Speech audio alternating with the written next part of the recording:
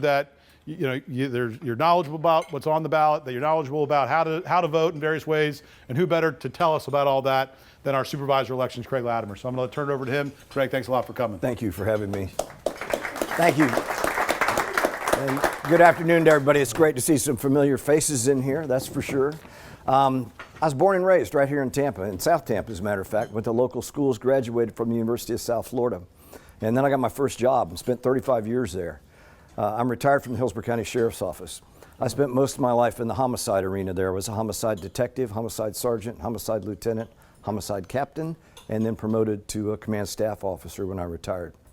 I then ended up at the supervisor of elections office in a wild way. There was a lady by the name of Phyllis Bazansky, who was a former county commissioner, and I had worked with her when I was with the sheriff's office, and she told me she was going to run for supervisor of election. Would I help her? I said, sure. So I helped her. It was a really nasty election. There was a guy in the elections office that wasn't doing good things. And that's what can happen if you have the wrong person in there. So here's what occurred. Phyllis won the election. We go in there and find, we had 3 bad audits. One of the audits uncovered $400,000 in improperly spent federal grant money. We found 800 ballots in a ballot box in a race in Temple Terrace that was separated by 82 votes that had never been counted. It didn't change the outcome, by the way, just to get to the end of that story. An FBI investigation, and it went on and on for quite a while. Unfortunately, 6 months on the job, Phyllis had a heart attack and died. The governor named Earl Leonard, who was the former school superintendent, to finish her time.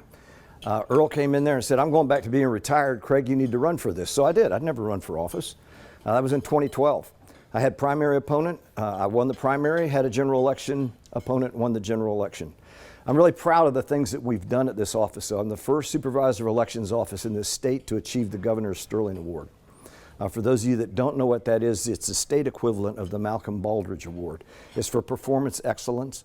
It designates you as a role model. And so we do have all over the state counties coming to us all the time to see how we do things. But I want to talk about 3 things here, and then I'm telling you right now there's going to be a test, so you need to be ready for that, all right? I want to talk first about vote by mail, because there's a lot of myths around that. In the state of Florida, the only people that can get a vote by mail ballot, receive one, are people that are registered voters, number 1. And they have to request that vote by mail ballot, and when they do that, they have to give us information, a driver's license number, last 4 years social, something that we can compare to make sure that you're the right person getting that ballot. When you return that ballot to our office, there's an oath that you have to sign on the back of the envelope. Anybody here vote by mail? Oh, good. All those hands that are up, have you requested your new vote by mail ballot? Because it expired if you didn't get it yet. Okay. You have to sign that oath on the back. We verify every single one of those. The people that look at those signatures have had to attend a state-approved handwriting analysis course, and it's intricate. Now, say you forget to sign or your signature doesn't match, there's a remedy. You're not going to just get shut out. It used to be that way. You didn't sign it, it was a fatal flaw. Now there's a remedy. There's an oath that you can fill out and then return to us a copy of one of the acceptable forms of identification, and it'll remedy that bad signature or you failed to sign the thing totally. All right, so those of you, that's why we ask for a little bit of extra information, those of you that vote by mail, so that if that signature doesn't match or you forget to sign it, we can immediately reach out to you and start communicating with you to let you know you need to have a remedy of this. The next thing I want to talk about, the public logic and accuracy test. Now there's a couple people in here that I know have seen me speak recently, so don't be raising your hand, Akash, when I ask this.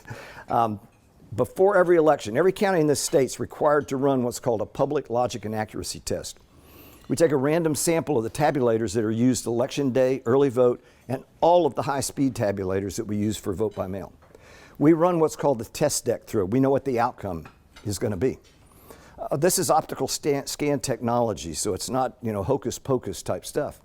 The logic is it can see every single space on that ballot where a vote can be cast, whether it's for a write-in candidate, a real candidate, a referenda item, yes or no, and the accuracy, does it count correct?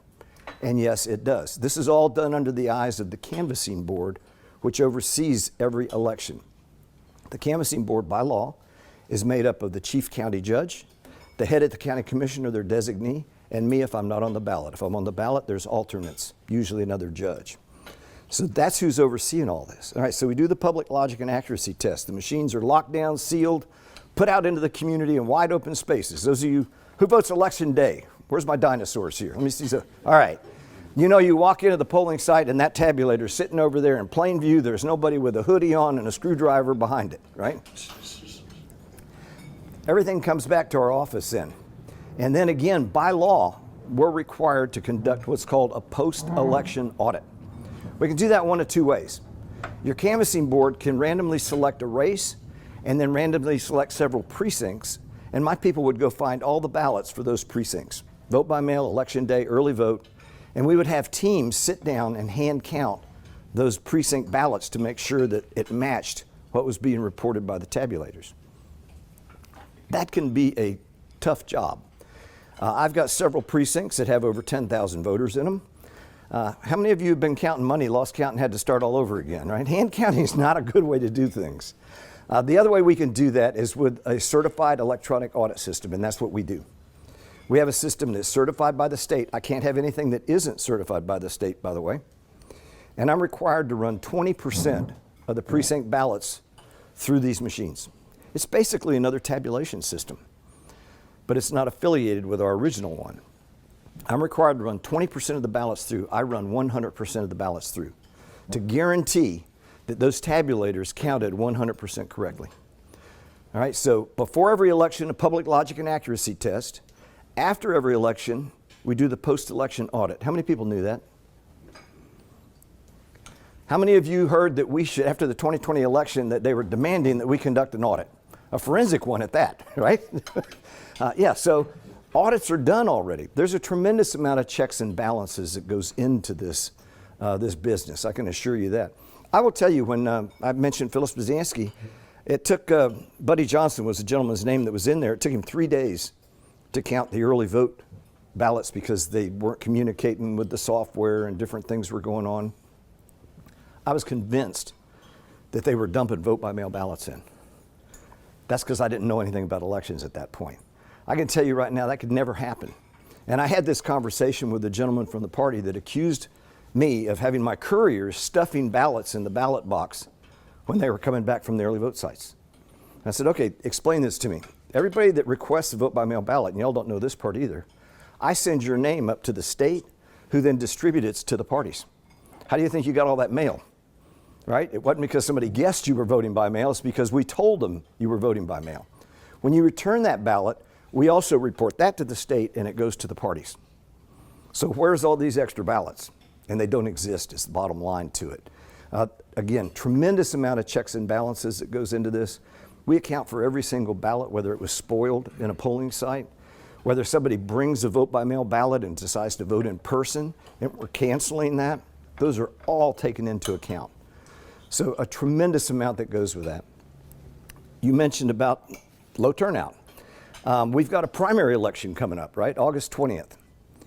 Who knows about that? Anybody? Did y'all know we had an election? Yeah. Well, guess what? There's going to be people actually elected at that primary election. We've got one judge's race that only has 2 people in it. One of them's going to win. More importantly, we have the race for public defender. There's only 2 people in it. They're in the same party. Everybody is allowed to vote in that. It's called a universal primary. And we're going to pick our next public defender on the primary election. The average turnout for a primary election is 30%. Those people that you know that might be no party affiliation always talk about, I can't vote in primaries. Yes, they can. They can vote in nonpartisan races, judges, school board, if there's any referenda items on there, and sometimes there is, and these universal primary races, because everybody can vote in those.